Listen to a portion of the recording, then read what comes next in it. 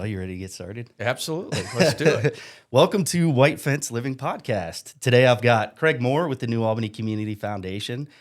Thanks so much for coming on. Yeah, it's great to be here with you. I'm really excited. It's always fun, having people to Brick House.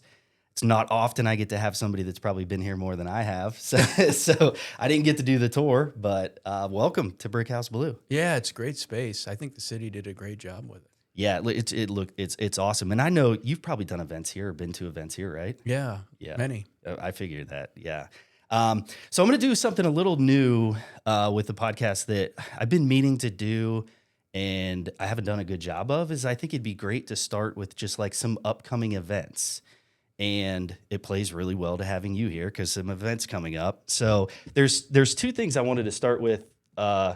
One is the school theater department. Mm-hmm. So I loved when I was in high school, like going to the theater stuff. I just loved we had a really good theater department. It was just always fun to go watch those. So I'd love to, April 17th to the 19th is Beetlejuice Junior. The middle school is putting that on at the McCoy.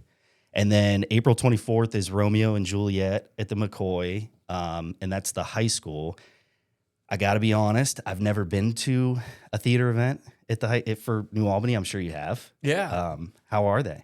They're really well done. Yeah. They have a great theater department. The teachers are excellent.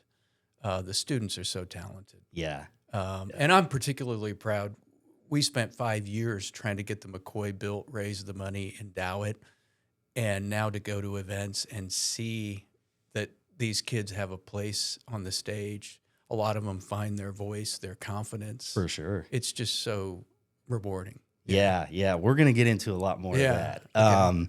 So yeah, those are cool events. The high school one is the April 24th to May 2nd. I'm sure you can find all the information on that. And then we've got some New Albany Symphony, Renée Fleming, right? You know a little bit about that. Big get for the symphony. Heather does a great job.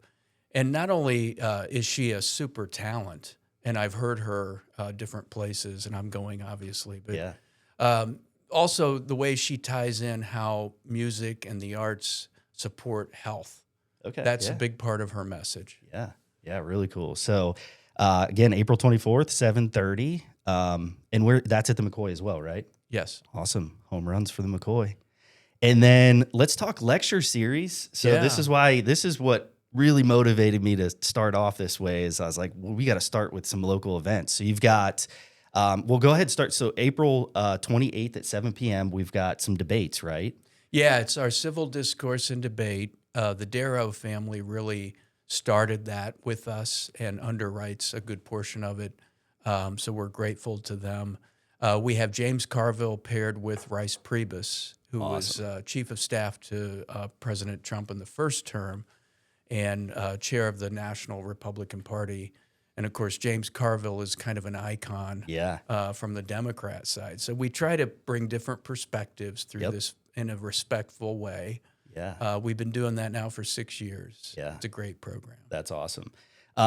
Is somebody leading the debate, or how's it structured? Yeah, Lindsay Davis from ABC News will be the moderator. Great. So we go out and get a really good, strong, experienced moderator. Yeah, unfortunately, in this climate, that's an important part of that piece. I'm sure is a good moderator. Well, awesome. And then so we can even go a little bit forward. May 11th, 7 p.m. Another lecture series. Christian Slater. Yeah, Christian Slater will be our mental health speaker. We do a student lecture most of the time when we're bringing speakers to New Albany. We'll write in the contract, we want you to do a student engagement. Yeah. And we not only include New Albany students, but we invite all the surrounding schools. So this was the rescheduled one. The civil discourse and debate had to be rescheduled because of the snowstorm. Yeah. We had 18 area high schools sending students to that lecture. Wow. We're hoping to replicate that. And then, Christian Slater. When you ask the educators what's the number one issue you're dealing with, they'll say health, anxiety, depression. Yeah. So we thought, well, we have this platform to engage the community in a dialogue. Let's use that. So we started bringing mental health advocates to speak. And then we can share with the kids, here are the resources available and the families. Yeah, So. that's awesome. Really, really powerful stuff. So we got some time for that one, May 11th. So anything else events wise that you want to talk about? Because I know there's some, like you guys do so much. We talked a little bit before, like summer series or any other events that are upcoming. Well, we're working on the next season now. Okay. So Remarkable Evening is our annual benefit. That will be in October. I can't share who the speakers are yet. And then we have the Amp Up the Arts benefit, which will be August 13th, featuring Brass Transit. It's the music of Chicago. Yeah. It'll be fantastic, That's awesome. a lot of fun. And then we have 3 family flicks. So each year we let the kids attending the family flick, these are free, in the amphitheater. We have a 20 by 35 foot LED screen. Yeah. Right? So we can do movie nights with popcorn and food trucks and all that. And we let the kids pick the flicks for the next year. That's awesome. So we'll do one in June, one in July, and one in August. Yeah, it's great. So, it's really fun. I've been by those events. They're packed. Yeah. Tons of people. Good turnout, especially if the weather's nice. Yeah. Exactly. Well, awesome. So that's it for events. I'm going to try and continue to do that, be disciplined to kind of share local events. And I want the guests to be engaged with that just because I think it's good to have different perspectives on it. So what what I'd like to start with is we want to talk New Albany and the foundation, but I'd like to get to know you a little bit more, Sure. Craig. So where are you from, family, those things? Let's get to know you a little bit. Well, I'm from a small town in Northwest Ohio, Eden, Edon. Okay. Graduated with about 70 kids, right? So very small. Yeah. So if you were any kind of athlete, you could actually start in football, basketball, baseball, right? Which I participated in all those. Came to Ohio State, like so many. I never left Columbus. Yep. Right. Yep. Started out in public affairs Okay. and was involved in a lot of politics and public affairs. And then one of our clients in the early 90s was the New Albany Company. So I made some connections there, and eventually they hired me in-house in 95. Okay. And then in 2002, Jack Kessler came to me and said, hey, we'd like to get this foundation going. Jack had started it. It kind of existed on paper. Yeah. And he enlisted Ralph Johnson, the superintendent at that time. Okay. And so he said, we have this form, but we really need someone to take it and build it. Yeah. And so he asked me if I could help with some planning, and I did. I wrote down, this is the role I think the foundation can play. Here are some projects I think you could advance. And he called me back in a few weeks and said, hey, we want you to run it. And so it wasn't the career path I had envisioned. Yeah. But I've had a ball doing it. Yeah. We've had a lot of success. New Albany's a very generous community. Yeah, absolutely. And so it's been a lot of fun. It's got to be super rewarding. Very rewarding. I said, when you sit in the McCoy or the amphitheater or the library and you see people enjoying themselves, you can say, oh, we had a part in that. Yeah. What was one of the first projects for the foundation? The library. That was the first thing I wrote on that piece of paper. This would have been 2002. Okay. So if you go back to 2002, New Albany would have been a small village. It wasn't a city yet. How many people say to you, how often do you hear, I remember that this was just cornfields? Yeah, quite a lot. Once a day at least, I bet. The business park would have been just starting, really hadn't taken off yet. Yeah. So, it was a big thing then to set a goal to raise $1 million. We approached the Columbus Metropolitan Library.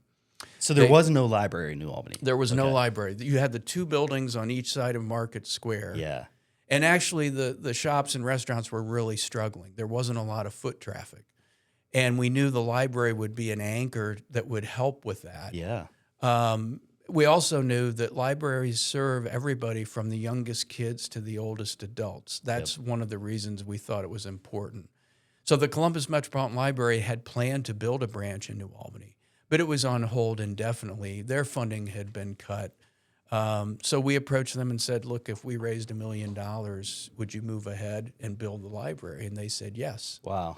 So we brought in David McCullough, the Pulitzer Prize-winning historian, who turned out to be just an extraordinary advocate for public libraries. He grew up in Pittsburgh and had researched his books in the public library there. Okay. So we set a goal of $1 million. We actually surpassed that. We raised $1.2 million. Great. Gave all the money to the library, and McCullough was so taken with what was happening, he came back the next year with his wife and dedicated it. Nice. That's awesome. Yeah. It really is kind of, I like how you phrase that as like the anchor of there. So, and if you look at the village center, what maybe separates New Albany from a lot of the suburban communities that grew later, if you look at America's history, the town centers were really anchored by libraries and schools and churches and public buildings. Yeah. And then with the proliferation of cars, the planning changed. Yeah. And all of a sudden, cities were building public buildings all over they could put a parking field around it and people could drive there. Well, we lost the heart and soul of our communities. Yeah. And, big boxes would develop on the edge of town and kill the hardware store. And so the New Albany planners set out early on to do it differently. They wanted all the public buildings in the historic town center. So the library was part of that. But even today, if you look, the health center, the Heights Center, the arts center, the school campus, the village hall, the post office, it's all in the town center. You mean it wasn't all an accident? It wasn't an accident. And it really requires diligence on the behalf of the city leaders. The New Albany Company donated a lot of the land that made that possible. Yeah. But those public buildings serve as anchors and create foot traffic so the shops and restaurants can do well. Yeah, it is really neat the way that it's laid out. And man, if I've said it 100 times, I've said it 1,000 times. Like, the kids in the community are so fortunate to have just an environment like this to grow up in. Because I know, man, I'm afraid to say this, but my kids are one of the kids that love to go to the library, and they love to go from the library to Starbucks. And I think that it's really neat because I think they have community members there looking out for them. It's a safe space. I know they can cause a little trouble down there. But I think for the most part, I think it's pretty good. I'm always asking my daughter, who's like, she wouldn't do no wrong, I'm like, who's getting kicked out of the library today, But I just think it's a great space for them to go to. It is. And, that collaboration that results in so many great outcomes for the community, it really continues today. So if you look at the athletic complex that the city and the school district are planning, the city acquires the former Discover site. Yeah. They offer land to the schools for nothing. Yep. The New Albany Company donated $5 million toward that. And really, with the connections, the paths they're going to do, the kids can ride their bike there, and it's pretty close. Yeah. So can we talk about that a little bit? Sure. Because as I think of, I love athletics and youth sports, and as I think about this facility, I love the idea because New Albany really has outgrown the campus like athletic fields. Yeah. So what will that look like? You've got the new hamlet there that's going to be coming. What is that kind of traffic going to look like? Well, and the city leaders would be better to talk to about it than me probably, and the school leaders. But, it's obviously being planned. I think with the growth in the new elementary school, the number one goal was to keep all the academic buildings on the campus. Yes. There's a benefit to that. And near the arts center, so all the kids can walk there, near the wetlands and nature preserves so they can study environmental science. So the logical thing was to move the athletic fields off the campus. Fortunately, they found a location that's as close as we could get. Yeah. So I think it all really is going to be fabulous for the students, for the parents, for the community. Yeah, I'm excited about it because it is just being involved in athletics at a little bit of middle school and high school and youth, and there is that it is challenging. There's one turf field and everybody wants on it. Yeah. So I'm excited for that. I think it'll be good for the athletics. I think it'll be good for the academics. I'm super excited about it. We're again super fortunate. Really fortunate. Awesome. So one other thing, I guess, like let's jump into the foundation. So we talked a little bit about how it started.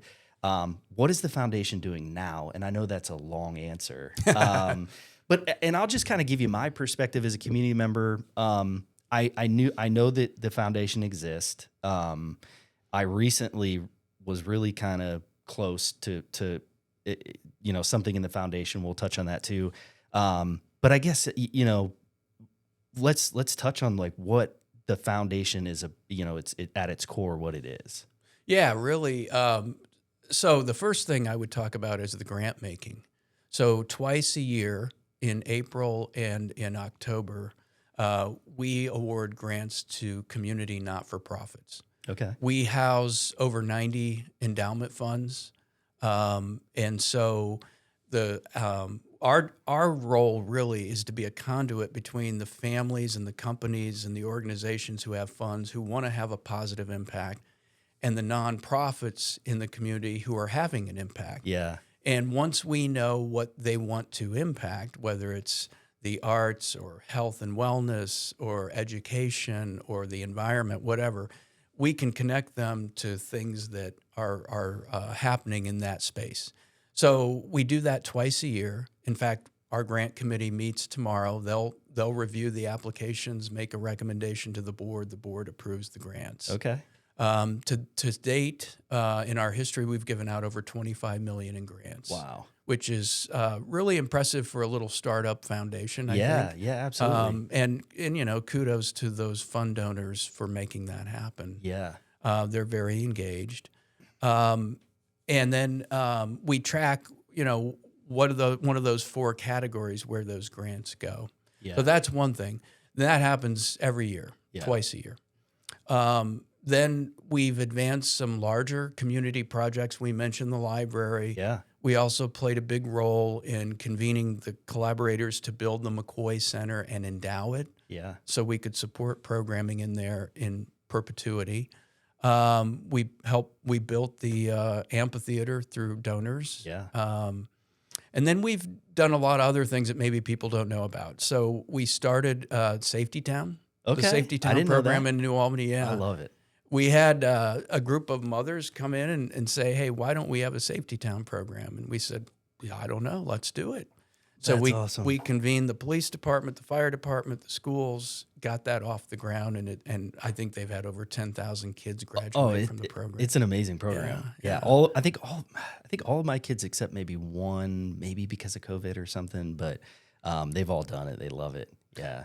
We started an author residency program in the school. Okay. We just had an author like a week ago at the elementary school. Fabulous experience. My kids were they were so excited. Yeah. Like leading up to it, they couldn't wait. So we partner with the New Albany Women's Network and the PTOs. They help fund it with us. Okay.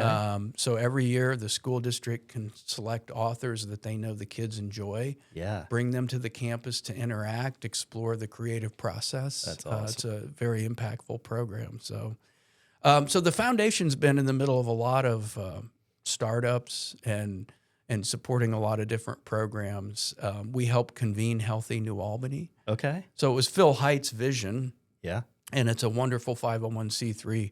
But when Phil said, I want to do this, he said, can you help? And we brought together like-minded folks who we thought would engage. Yeah. We identified where the needs were, what was already being offered, where their needs, and that led to the farmers market and the community garden and a lot of the things you see today. And then we're the biggest funders still today of the farmers market, and we give grants to Healthy New Albany every year. That's awesome.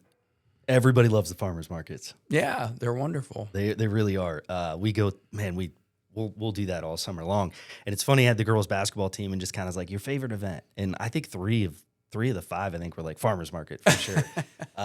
Everybody loves the pickle guy there. Yeah, right. The longest lines. Yeah. Used to be peaches. Now it's pickles. Okay. All right. Yeah. It's fantastic. Well, I mean, it's funny. I joked with you before are you busy at the foundation right now? And you're like, always busy. Yeah. Just so right now we have our denim drive getting ready to start in Yeah, April. I saw that. I saw that. Nanette Triplett leads that, does a fabulous job. So we started it last year. We met with Abercrombie. Okay. They were already recycling denim. And so we thought, well, maybe we could take this community wide. Yeah. And so we launched it last year for the first time, collected over 1,000 pieces of denim. Yeah. Most of it was in good enough shape that it could be cleaned and donated to the food pantry to go out to families that need help. The rest of it goes to reclamation. So it goes to a recycling facility in Delaware, and it's made into insulation. Wow. Repurposed. How neat is that? Yeah, it's great. That's awesome. So we're going to do that again coming up here the first week of April. First week of April. I did see something on social media, I think, about it. I thought it was really cool. Yeah. That's great. Well, so I wanted to dive a little bit deeper into the grant process, and I want to share a story, like just where that kind of hit home for me was Irene Adams, of course, you know. Mm-hmm. So Irene, I think is how we got connected, right? Karen Wellington Foundation. That's right. Yeah.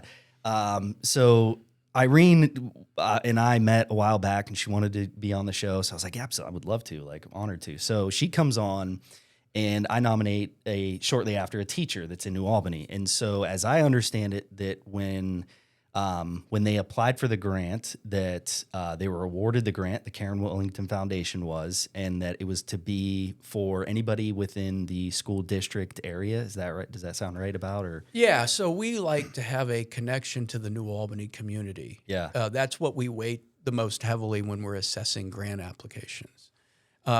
In this case, and for those who don't know, the Karen Wellington Foundation, it's really, I would liken it to Make-A-Wish, only it's for mainly women who are battling breast cancer or cancer. It allows them to make memories with their family. Yeah. Send them on a trip to Disney or whatever. Yep. It's really a cool program. And so we got this application, and the neat thing about it was one of the funders. Do you need to do something? Okay. I think it's just overheating again. I don't know what's up with this camera, but that's all right. We got the audio. I'll play with it later. So I mentioned we're a conduit between the fund donors and the grant recipient. Yeah. In this case, the fund is the Barbara Levesque Memorial Fund. Yeah. Barbara was a beloved figure in New Albany. She lived here for over 20 years, chaired a lot of the school levy campaigns, was heavily involved. Loved the arts, loved dance. She went to Denison, was a dancer. Yeah. She passed away, unfortunately, from cancer. But her husband, Colin Levesque, set up a fund along with her family in her memory. So when we got this application, we thought, well, this is a good fit. Yeah. So we contacted Colin. He was thrilled. That's awesome. And so it was really a nice tie-in from Barbara's involvement with the schools and the community to now the recipient being a teacher, being a teacher at New Albany. Yeah, it was really awesome. So that's the kind of things that I think people maybe haven't heard right about the foundation that they're doing. Obviously, the big home runs, but if there's is there outside of that one? Are there any other like things that really hit home emotionally for you in particular, for the foundation? Any kind of stories like that come to mind? Oh my gosh, there's so many. I bet. I bet. We did a grant last year. Marlene Brisk, who's a member of City Council, they sponsored a program about the Holocaust. It was Train to Magburg. Okay. It's a guy that unearthed this story, and now they're doing a documentary on it. Wow. Well, it turns out Marlene had family on that train. So the story, and she's a better person to talk about it than me, but the story was this train was leaving a concentration camp. The Allies were closing in on the Nazis. Yeah. And this train was damaged in the battle. Wow. And it's sitting out in the middle of nowhere. And the prisoners on the train, the concentration camp folks, were dying. And the Americans came upon them and rescued them. And it was the story of these families and the Americans who found them. And they were in the middle of a battle. So it was a big deal for him to actually get them to an aid camp and take care of them. Yeah. And all this was unearthed because a history teacher asked his kids to share stories from their grandparents. Wow. Right? But the cool thing for us was that Marlene had a connection to all that. Yeah. And so every now and then there are those emotional things. But so many of our fund donors, I mean, we really serve at the intersection of great generosity and caring about community. Yes. And that's so inspiring all the time. Yeah. Yeah, that's really neat. That's really, really neat. Well, so I definitely wanted to highlight that because I feel like I kind of have the same passion or motivation for this project, right? Like, I'm not ever going to make a living off of this, right? So, that in particular, that one connection, I don't joke. I say, like, if doing this, if that's all I ever get out of it, then it was well worth it because it was just the whole thing was incredible. And I've worked more with the Karen Wellington Foundation since then. So I think that's just fantastic. Well, don't minimize what you do. I mean, it all helps create community. Yes. And one of the as the community has grown, I think we maintain that sense of community that's so important. Yeah. By communicating and connecting and providing those opportunities. It's a lot of the reason the foundation wanted to sponsor events and create venues for events. Yeah. Because it brings people together. You know, we're in a very sort of vitriolic time. Yeah. And people, you know, it's easy to attack one another, but these shared experiences bring us together. And in the case of the lecture series, it creates a community dialogue. Yeah. Or in the case of, you know, the McCoy and the amphitheater, it's a place for us to be enriched by the arts. Yeah. So. Yeah. So let's talk on that a little bit. Arts are such a big part, it seems like, of what a lot of the foundation is. Like, where does that come from? What's the motivation behind that? There is so much poured into the arts in New Albany. It's fantastic. Mm-hmm. Is there any a particular person? Was it you? Why such an emphasis on the arts? Well, so I'll share a little bit of the history of how it happened. Yeah. After McCullough came to raise money for the library, as guys are prone to do, Ralph Johnson and I were having coffee at Starbucks, and we're kind of patting ourselves on the back at the great success we had. And I said to Ralph, you know, there's a real buzz in the community about McCullough. And he says, you're not going to believe what's happening at the school. The teachers were telling him that all the essays were coming in on the themes that McCullough had talked to the students about. Oh, wow. And his exact words were, Craig, they've elevated a 67-year-old white-haired historian to rock star status. That's great. And I said, well, you know, the core of all learning is curiosity. I'd like to bring thought leaders to the community routinely to interact with the students, their parents, and their grandparents, multi-generational. Where could we have lectures? Yeah. And he said, well, we have $5 million from a bond issue. This was back in 2002. Okay. We're going to build a high school auditorium. Now, $5 million will get you a pretty typical cinder block rectangle with a stage. Yeah. He said, would you all consider raising private money to enhance it like you did for the library? Yeah. And I said, well, we could take it to the foundation board, but I think it would resonate more if the facility wasn't just a school building, it served the community. Yeah. Knowing that, you know, you want everybody to see themselves benefiting from it, right? Yes. He said, no, that would be great. And that's what led to the McCoy Center. It sounds very easy. It took years, right? Yeah. But then, you know, one of the things, and this is really reflective of the role of the foundation as a convener.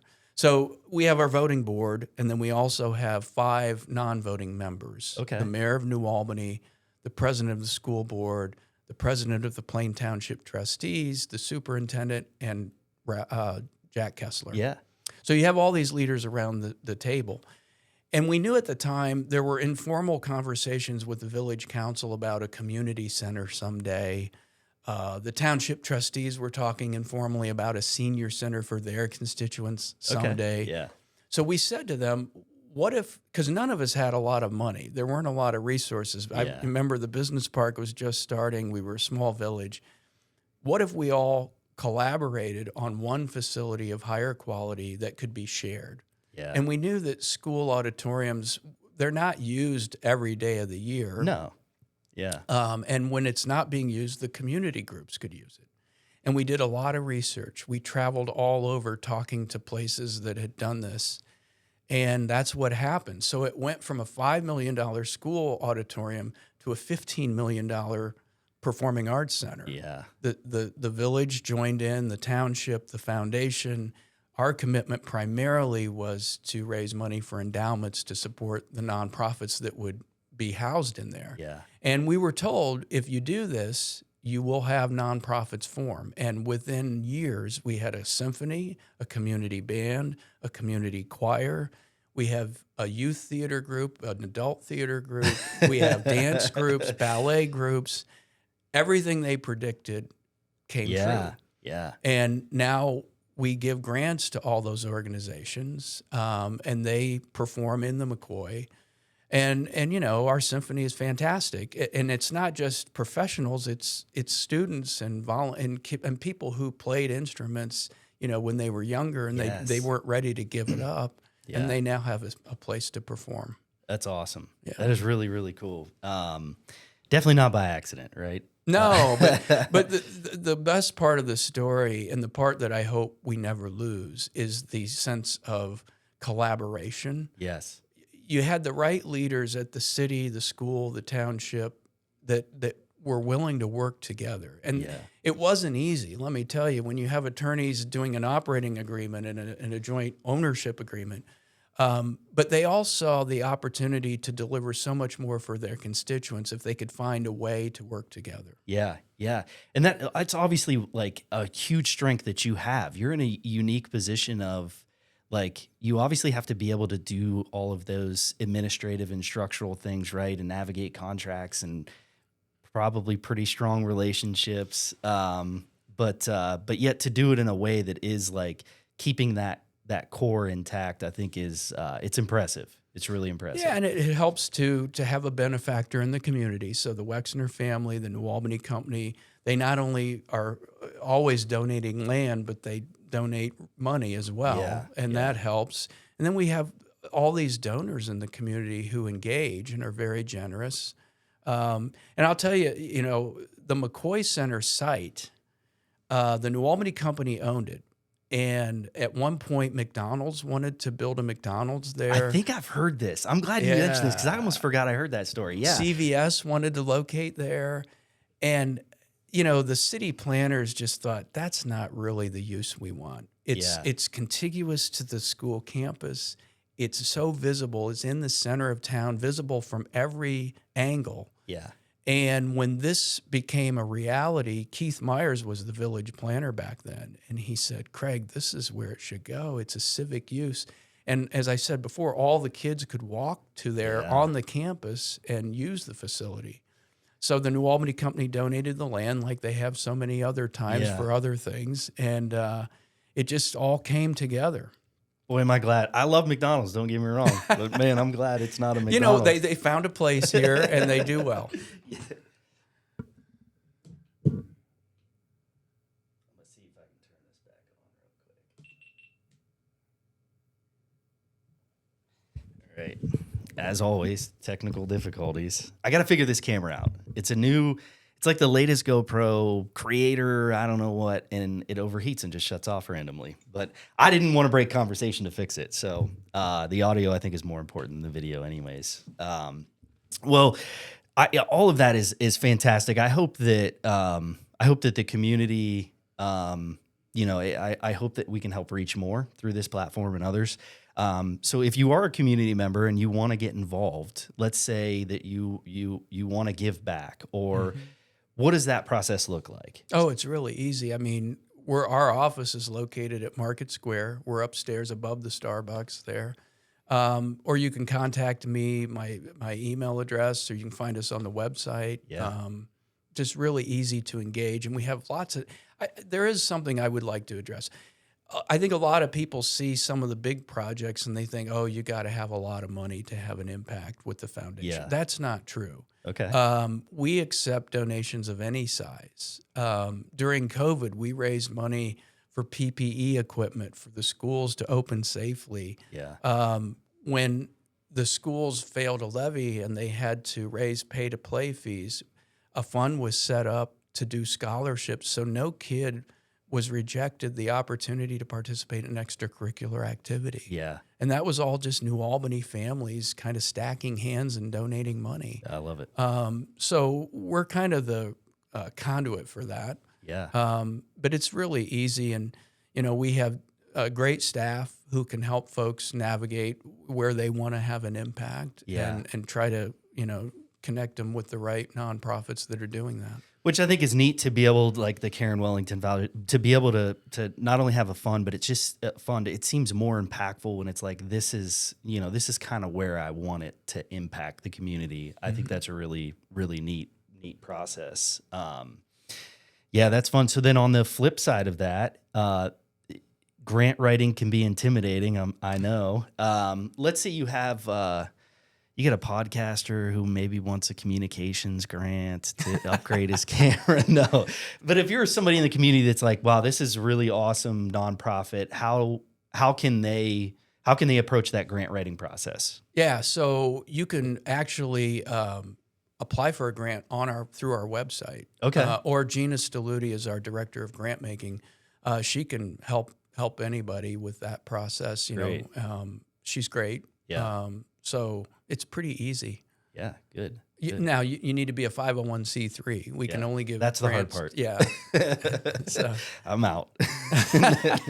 No, that's really good to know, because I think there's I think that in a community like this, as innovative as it is, there's constant great ideas and things coming up, and to have a local resource like the foundation is great. And I'm glad you touched on, like, there's no gift that's too small, or maybe no grant that's too small, because it can be intimidating, right? Mm-hmm. I mean, I think people see the big projects and they think that's what it is. Yeah. A lot of it are smaller grants, that we give every year.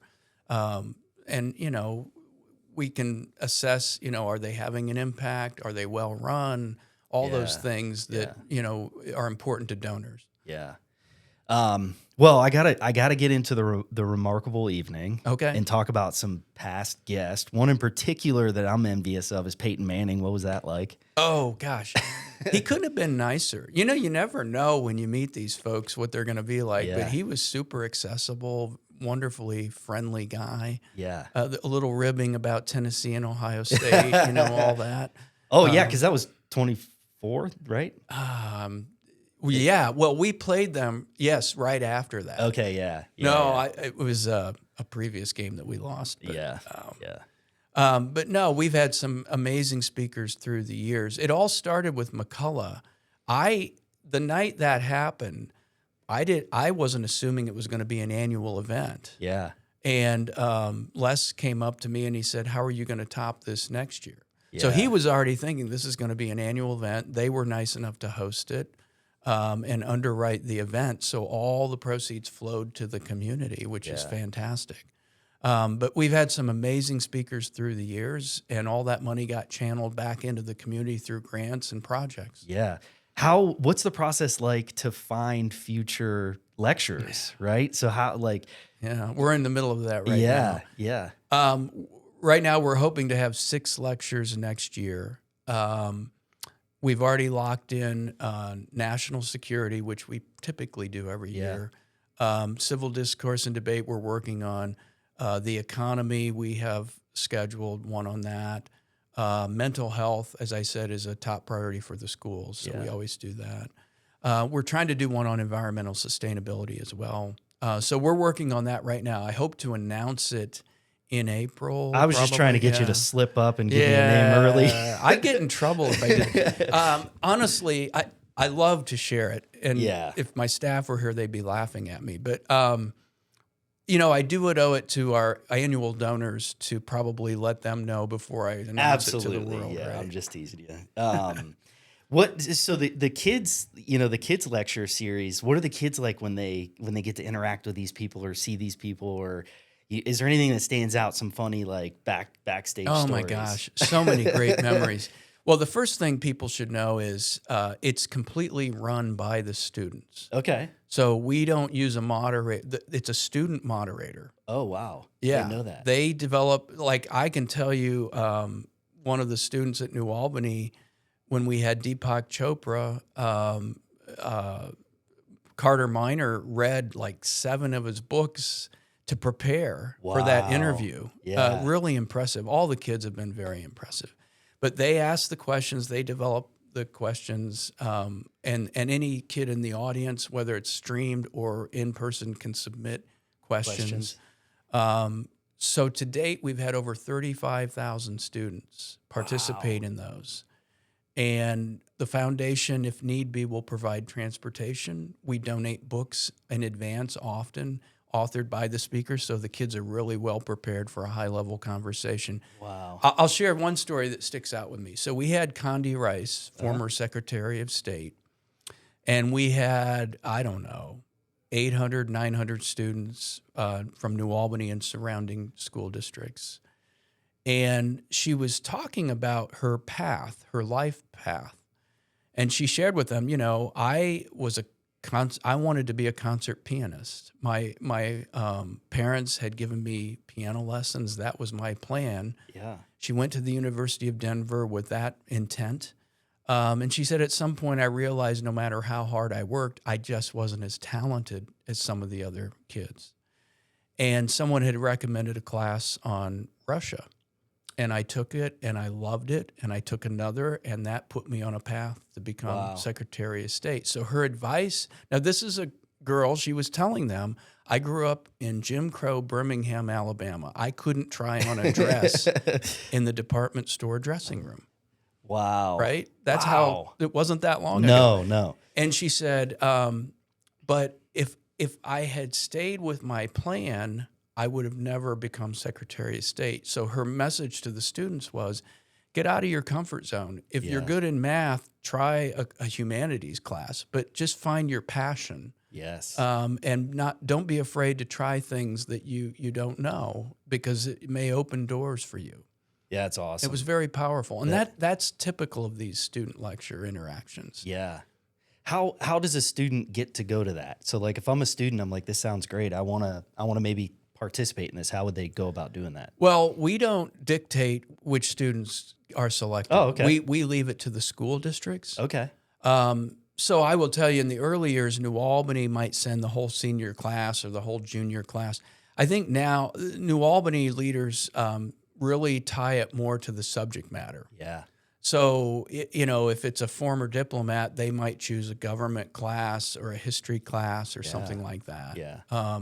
So it's more, they're identifying kids who have more of an interest in that particular area. They'll be more engaged. Yeah. Yeah. Yeah. That's great. That's great. Anything else about the foundation that you want to share? Anything that maybe something that people don't know? What does the foundation need credit for that maybe they don't get credit for? Oh my gosh. I don't know. So much of what has been accomplished is because of the generosity of donors. Yeah. It's amazing what a group of generous people can do. Yes. To transform a community. And our donors do that, which inspires me every single day. Yeah. And then I would say the collaboration with our partners, like the city, the school district, the township, others, the business community. Yes. It's just, we really are fortunate to have a community where it's kind of expected that people are going to engage, and whether it's volunteering, their time, their talent, or their treasure. And I hope we maintain that culture moving forward. Yeah. So what is the future for the foundation? Well, I mentioned we track where our grants go in the 4 categories. Yeah. And I think you alluded to it. We've spent a lot more on the arts and education and even health more than we have on the environment. So I think moving forward, we really want to emphasize environmental stewardship, impact. We're considering another program, tree planting, program that the community and the schools could engage in. That's awesome. We're doing a lot of the research on that right now. But I think environment is going to be a big focus for us moving forward. Yeah, that's really great. The Taylor Farms Park is a huge step in the right direction. That place is awesome. City did a great job with that. Really wonderful. And Rose Run Park and the expansion of that. And now, they were talking about the fire department's going to be working on the old gas station and that. So that thing's moving right along. Yeah, absolutely. The next phase is going to be great. There'll be a veterans memorial in there. That's awesome. The township's building a new fire station, new school going up. New Albany never stands still, right? No. Well, let's do some rapid fire. Okay. Answer however you'd like. Whatever pops in my head. A lot of them have been the same recently, which I think is fun. But I'm going to start with a tricky one. Are there any hidden gems in New Albany? Hidden gem. Any kind of hidden gem? Place to go, place to eat, place to walk. I don't think is anything hidden in New Albany. Well, I mean, people are really enjoying Taylor Farm. Yeah, walking that. All the trails are amazing. Yeah. I thought I read somewhere the miles of trails. It's a big number. I can't remember what it is. Yeah, and it's growing all the time. Yeah. So let's piggyback off that. Favorite place to go walk, park to visit. Well, I live in Albany Mews, so I walk that High Grove sort of Yantis High Grove path a lot. I do the Lambden path a lot. I'll go up through Rose Run Park a lot. Yeah. If my knee can handle it. Get a bad knee. It's all the basketball and football that you played. Yeah, I had a complete tear of the ACL. So. Oh, yeah. I'm lucky. My knees are good for now. Knock on wood. You're younger. Give it time. Yeah, that's right. Favorite ice cream spot. Oh my gosh, I like Witt's and Johnson's. Yeah, depends on the mood. We support both, especially in the summer.